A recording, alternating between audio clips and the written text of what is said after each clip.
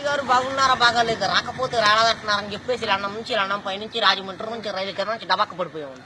వచ్చేసామండి అమలాపురం పెట్రోల్ ధరలో వచ్చేసామండి. ఏమంటే మా ఇంట్లో డబ్బుకేం దానికేం లోటు లేదండి. మరి మా ఇంట్లో కోట్లు ఉంటే కుక్కలు తినేస్తున్నాయి, లక్షలు ఉంటే నక్కలు తినేస్తున్నాయి, ఏలుంటే ఆకలు తినేస్తున్నాయి, పదులుంటే పందులు తినేస్తున్నాయి, ఆఖరి చిల్లర ఉంటే చీమలు తినేస్తున్నాయి.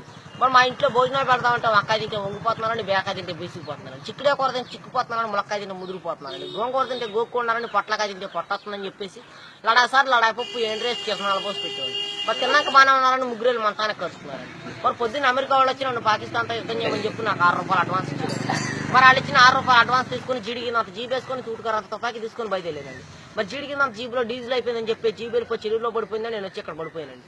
మరి మాకు ఇచ్చే మామూలు మాకు ఇచ్చేస్తే పాకిస్తాన్తో యుద్ధాన్ని బయలుదేరుతాను. మరి మీకు ఏదైనా ఫ్యాక్టరీ కావాలని చెప్పండి. గుడివాళ్ళ గుడ్లు ఫ్యాక్టరీ మాదేనండి, దుబాయ్లో దూదు ఫ్యాక్టరీ మాదేనండి, ఏలూరులో ఎలకల ఫ్యాక్టరీ మాదేని, పామర్లో పందుల ఫ్యాక్టరీ మాదేనండి. మరి మీకు ఏదైనా ఫ్యాక్టరీ కావాలంటే రీఫిల్ లేని పెన్ తెచ్చుకుంటే మొత్తం రాసి చేస్తామండి. మరి మేము ఇల్లు కడదామంటే తాటాకైతే గలగాలంటే ఇటుకే తిరిగిపోతుందండి, జమ్మ అయితే జారిపోతున్నాను, పెంకి అయితే పేలిపోతున్నాను, నా అయితే నలిగిపోతుందండి.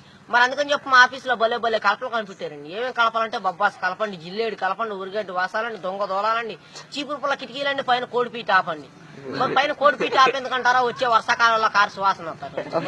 మరి మా ఇంట్లో పెళ్లి భోజనాలు చెప్పుకుని ఎక్కువ జనం రారు కానీ కోడిపీ సువాసన అని చెప్తూ ఊరంతా వచ్చి కూర్చుంటారండి. మరి మా ఇంట్లో కేజీ బంగారం ఉంటే కుక్క నాకిందని చెప్పి చెత్తకుప్పలో పడేసేవాడిని, కోడి పిల్లలు నూకల్లాకి ఎట్లా వచ్చేవాడిని. ఏమండి సార్ తప్పుకోండి సార్, మా గన్ను పేలిపోతున్నాను, ముందు 3 కిలోమీటర్లు వెనక్కి 7 కిలోమీటర్లు వెళ్ళి మరి ఆపు చేయమంటారు, మూసేయమంటారు. ఆపు చేస్తే 6,000 మూసేస్తే 3,000 పక్క తప్పితే 10,000. మరి మా గన్నుకు లైసెన్స్ లేదండి, కాలిస్తే కేసు లేదండి. మరి మా గన్నులో ఇప్పుడు బుల్లెట్లు పెడితే అర్ధరాత్రి 12 గంటల పేలిపోయింది.